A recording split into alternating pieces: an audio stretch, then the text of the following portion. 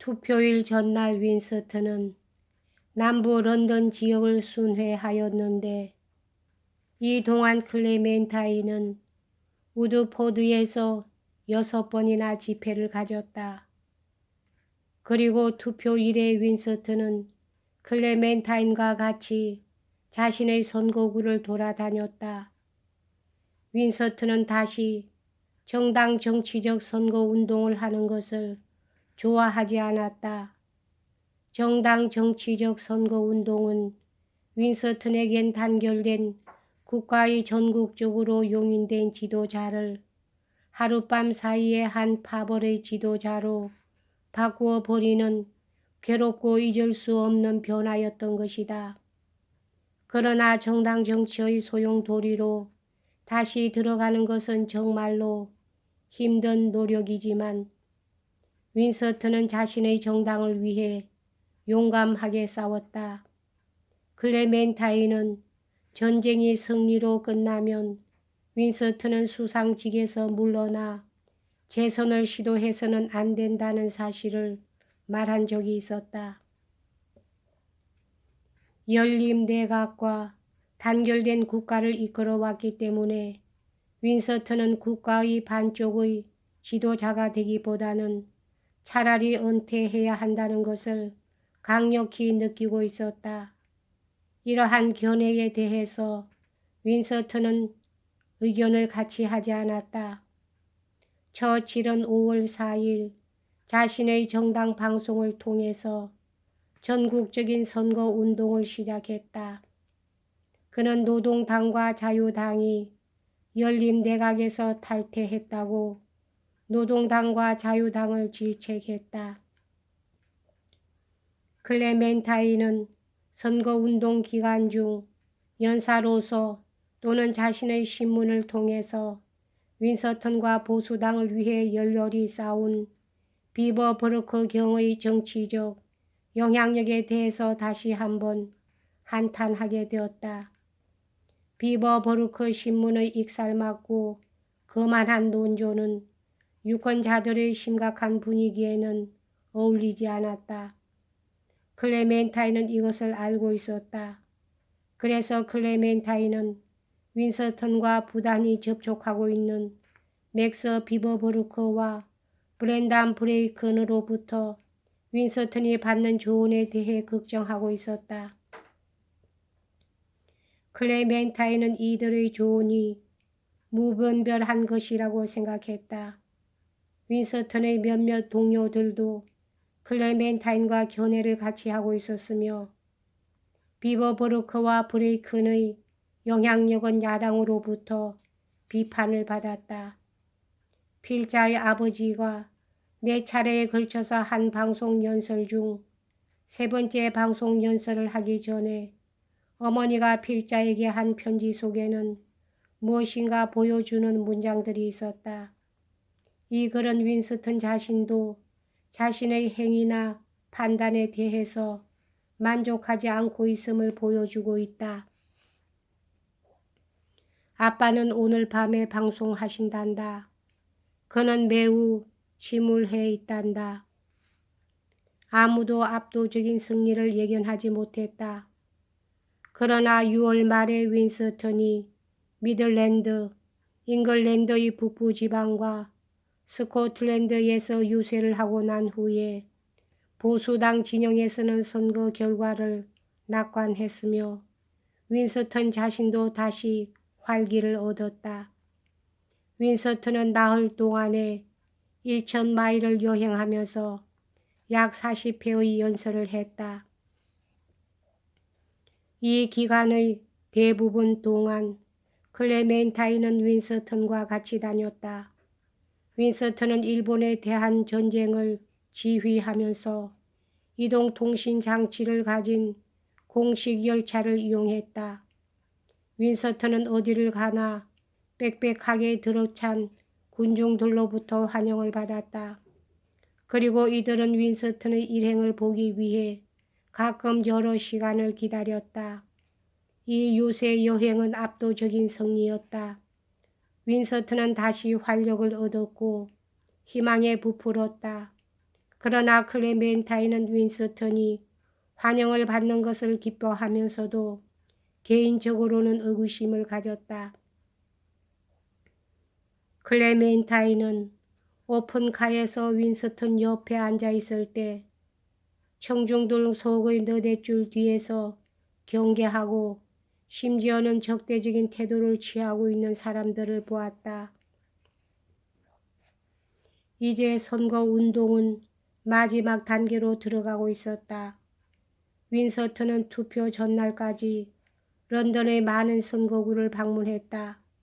여기서 그는 선거 유세상 처음으로 적극적인 반대에 봉착했다.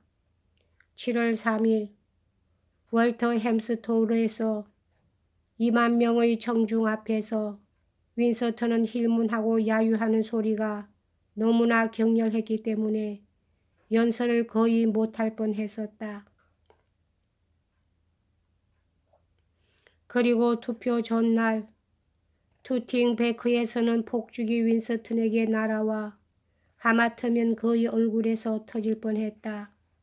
그러나 윈스턴은 선거운동에 단련되어 있었기 때문에 이러한 일들을 대수롭지 않게 생각했는데 이 유세장에서 윈스턴의 비판자들 중의 대부분은 투표 연령 미만의 젊은이들이었다.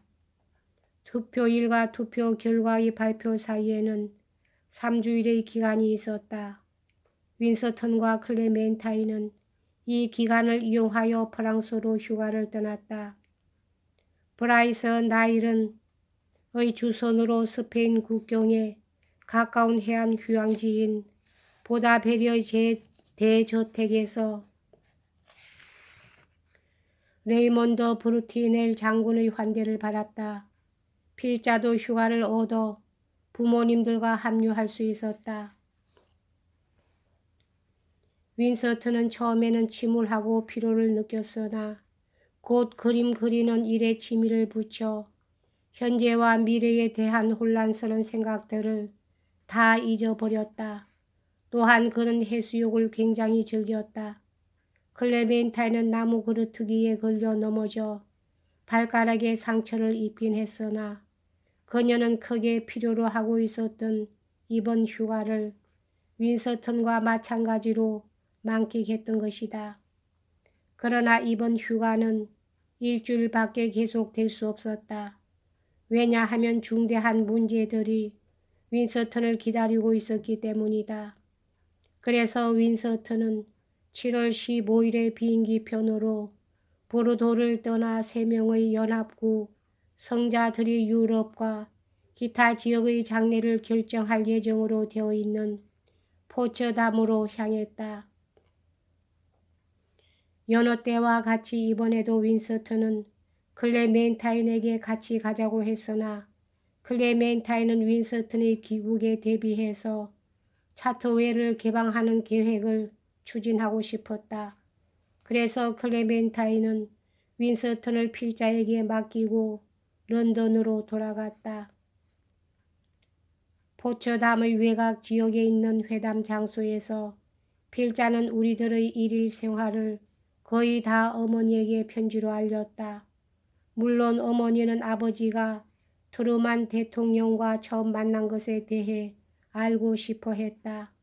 그래서 필자는 7월 16일 어머니에게 편지를 했다.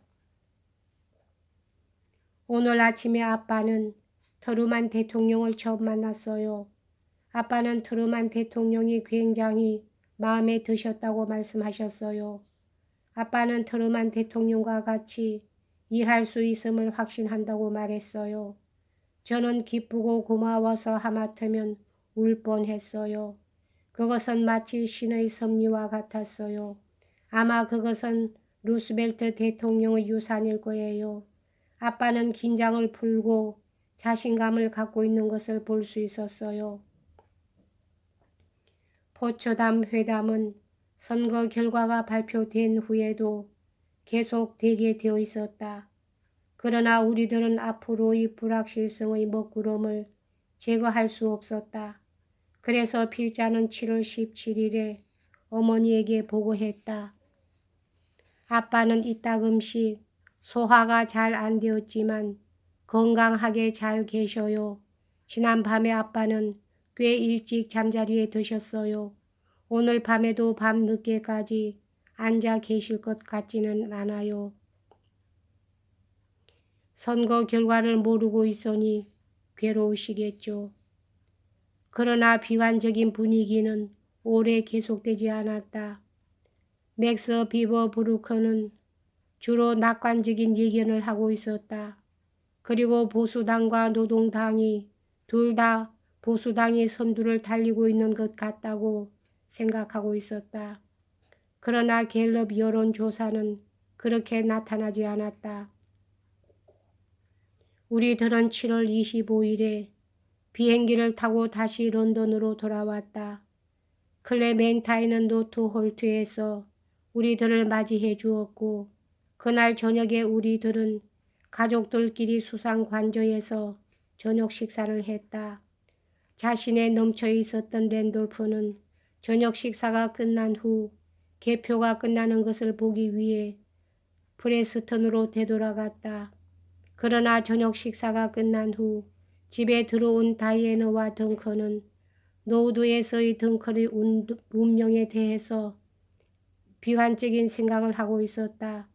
다음날 아침 필자가 집에 있을 때는 늘 그랬듯이 필자는 어머니의 침실에서 아침 식사를 했는데 이때 어머니는 밤새껏 아버지의 자신은 사라져버렸다고 필자에게 말했다. 개표를 하는 날 윈서트는 자신의 선거구에는 내려가지 않았다. 그래서 클레멘타인은 필자를 데리고 윈서튼을 대신하여 윈서튼의 선거구에 내려갔다. 우리들은 아주 일찍 도착하였다. 개표가 진행될 때 머리가 약간 돈 윈서튼의 그 상대자가 상당히 표를 모으고 있음을 알고 클레멘타인은 마음이 불안스러웠다. 왜냐하면 윈서튼은 1만 7천 표 이상의 다수표로 다시 당선되었으나 클레멘타인은 전화를 걸어본 결과 초기 발표에 의하면 노동당이 44석, 보수당이 1석을 차지했다는 것이다. 어머니와 필자는 우드포드에서 차를 타고 돌아올 때 약간 침묵을 지켰다. 수상관지에 도착하자마자 우리들은 선거 결과가 도표화되도록 모든 것이 준비되어 있는 지도실로 들어갔다. 지도실에는 아버지와 데이비드 마제슨과 그리고 브랜든 브레이큰이 같이 있었다. 투표 결과가 계속 들어오고 있었는데 노동당이 우세를 보여주고 있었다. 1시가 되었다. 그래서 보수당이 패배한 것은 이미 명백해졌다. 매분마다 들려오는 뉴스는 친구들, 친척, 그리고 동료들이 패배했다는 소식들이었다. 랜돌프와 덩컨도 낙선되었다. 누구나 심각한 표정들이었다. 우리들은 침울하게 점심 식사를 했다. 사라가 슬픈 듯한 표정을 지으면서 집에 도착했다. 아빠는 끔찍한 타격을 받아들이느라고 애를 쓰셨다. 그러나 아빠는 이날 조금도 위축되거나 움츠려 들지 않았다. 모든 직원들과 우리들의 다른 친구들도 기절을 할 듯 비참하게 보였다. 이날 오후에 윈서튼은 바다와 전장에서 영국인들의 운명을 그렇게도 자주 검토하시던 그 지도실에 쭉 앉아 계셨다. 이제 그는 정치적 패배의 결산에 주목하고 있는 것이었다. 클레멘타인은 상황을 받아들이고 그 단말마저 고통을 보고 싶지 않기 때문에 휴식을 취하기 위해서 물러났다. 최종 집계에 의하면 국회의원 393명 중에서 노동당 출신이 146석을 차지하여 다수당이 되었다. 이것은 굉장한 승리였다. 이날 저녁 7시에 처칠은 국왕에게 사표를 제출하기 위해 버킹엄 궁전으로 갔다. 곧이어 국왕은 애틀리시를 불러 내각을 구성을 부탁했다. 이날 저녁 가족들과 충실한 친구 등 10여 명이 저녁 식사를 같이 했다. 아직도 몸이 불편해 보이는 작은아버지 잭, 비니셔 몬터규, 브랜든, 앤터니 이든, 다이애너, 덩컨, 사라, 그리고 필자가 함께 모여서 저녁 식사를 했다. 사람들은 별로 말이 없었으나 그것은 이해가 갈 만한 일이었다. 누구나 도움이 되는 올바른 말을 하려고 애썼다. 아버지는 여전히 용기를 유지하고 계셨고 필자는 어머니를 불굴의 태도로 폭풍우를 이겨내는 분이라고 말했다. 여기까지 하겠습니다.